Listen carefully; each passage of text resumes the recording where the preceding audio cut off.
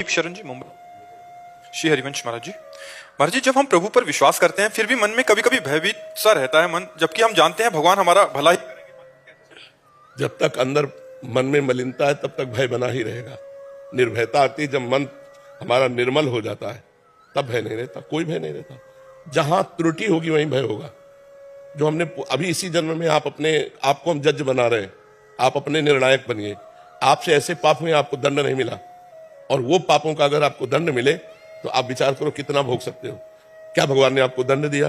न सरकार ने न भगवान ने, तो वो कोई फ्री थोड़ी है। वो आपके अंदर भय देता रहेगा, चिंता, शोक, भय, उद्वेग, और आगे चलकर आपको पटकेगा भी, गिराएगा भी। जो तुमने बोया है पहले उसे काटो।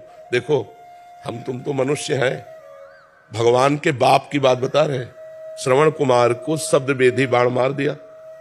उन्होंने समझा कोई मृग पानी पी रहा है। वो छोटे से घड़े में पानी भर रहे थे अपने माता पिता के लिए। माता पिता को तीर्थ यात्रा कांवर में करवा रहे थे, तो उन्होंने शब्द बेधी बाण संधान किया। वो जाके श्रवण कुमार की छाती में लगा। जब वहां गए तो देखा मनुष्य, तो बड़े परेशान हो गए। फिर उन्हें प्राण निकल गए तो पानी लेकर गए श्रवण के माता पिता के पास। तो उनका बेटा विलंब क्यों हुआ? तो उत्तर नहीं दिया। तो बोले तुम मेरे बेटा नहीं हो सकते, क्योंकि मेरा बेटा एक शब्द का उत्तर तुरंत देता है। तुम कौन हो?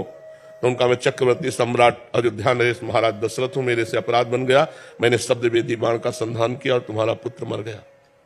तो उनका अब तो हम जीवित नहीं रहेंगे, क्योंकि आंखों से अंधे हैं। तो उन्होंने हम सब व्यवस्था करेंगे। बोले नहीं, जैसे मैं आज अपने पुत्र वियोग में तड़प के मर रहा हूं, ऐसे तुम भी पुत्र वियोग में तड़प के मरोगे। तो ये भाई, तुम तो भजन करते हैं भगवान का। उनके बेटा भगवान थे राम जी के ही वियोग में तड़प तड़प के दशरथ जी के प्राण गए। अब ये महान हुआ कि भगवान के वियोग में गए, लेकिन पुत्र वियोग में ही तो गए ना।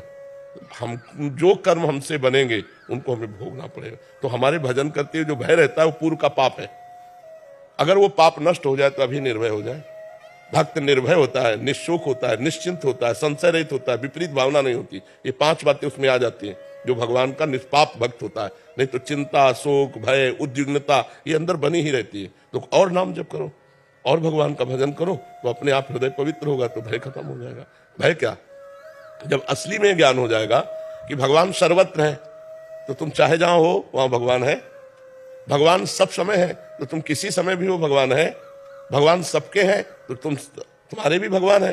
तो अब हमको भय क्या?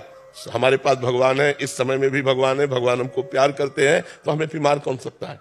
निर्भय हो जाए। लेकिन हमारे पाप अंदर है, वो हमें संकल्प विकल्प कराकर भयभीत कराते रहते हैं। तो नाम जप करो, भगवान की कथा सुनो, भगवान की सेवा पद्धति घर में विराजमान करो, और दूसरों को भगवान के भाव में लाकर, अपने भाव में कि इसके अंदर भी भगवान है, किसी एक पशु पक्षी की भी सेवा कर लो तो हृदय शीतल हो जाएगा।